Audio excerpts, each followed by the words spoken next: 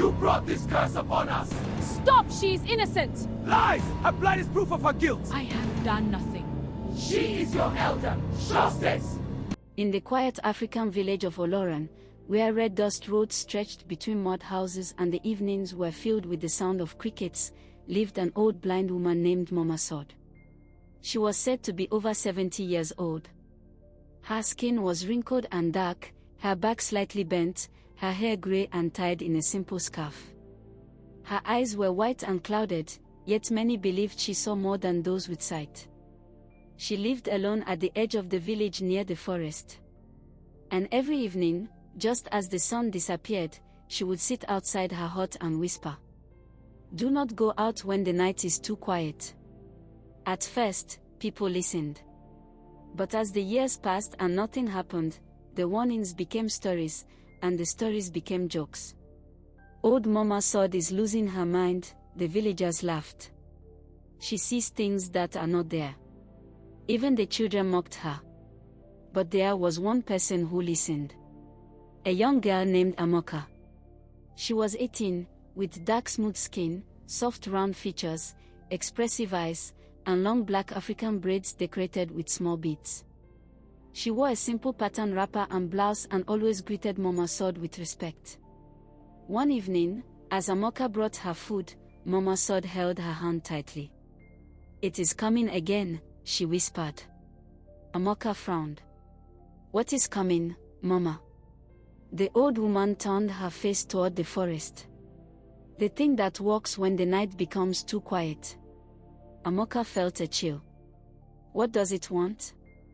Mama Sod's voice dropped. "People."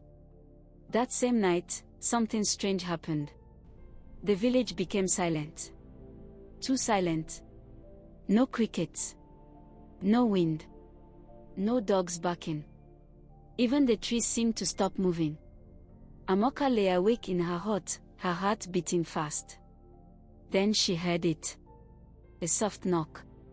Knock, knock. Her breath caught. "Who is there?" she whispered. No answer. Then again. Knock, knock. Slowly, she stood and walked toward the door. Just as her hand touched the wooden latch, she remembered Mama Sod's words. "Do not go out when the night is too quiet." Amoka stepped back. The knocking stopped. But outside, something moved.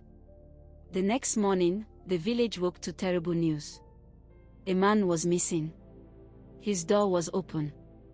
And strange footprints led from his house into the forest. Fear spread through the village. But still, some people refused to believe. "It is just a wild animal," they said. "Or he ran away." But Mama Sod shook her head. "It has begun." That night, the silence returned. And another person disappeared. Then another. 3 nights. 3 people gone. Now the village was afraid. But fear turned into anger. And anger found a target. "Mama Sod. This is your doing," a man shouted. "You brought this evil." "She is a witch," another cried. Amoka stepped forward.